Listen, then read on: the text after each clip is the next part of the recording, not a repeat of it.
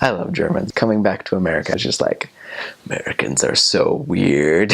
The German people are very direct. They're very direct. They're not afraid to say what they feel. They're definitely polite about it, but they're very direct. They're really sincere, and they're really just matter of fact and very kind of straight-laced. You know what they're thinking. Punctuality is a huge thing for them, which means they're pretty much always punctual, which is good, or early. They really hold punctuality in a high regard. If you say you're going to be somewhere, be there at that time, preferably early. If you're late to something, the only message that they take from it is, I don't matter to you. They're hardworking people. The Germans are very hard workers. The Germans are super hardworking. They really respect rules. Like, if there's rules, they follow them. They follow rules. Like, if there's a rule, then they're going to follow it. If you ever ask a German for help in something specific, they'll be really excited to help you and to help you do every single step really carefully and good and well done. I love how honest and kind of just like straight up with you German people are. Like, if they don't like something, they're just like, no, like, I don't like that. And it's not in a rude way at all. It's just kind of like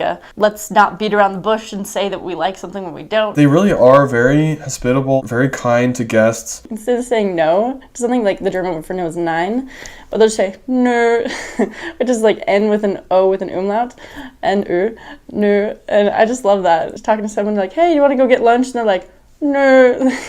When you talk to anybody, they have a little bit of ownership in how everything works.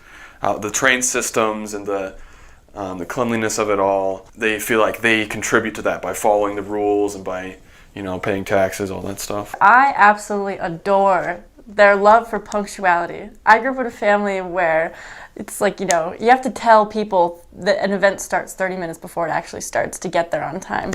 But in Germany, people are there like 5 minutes early. That's like punctual for them.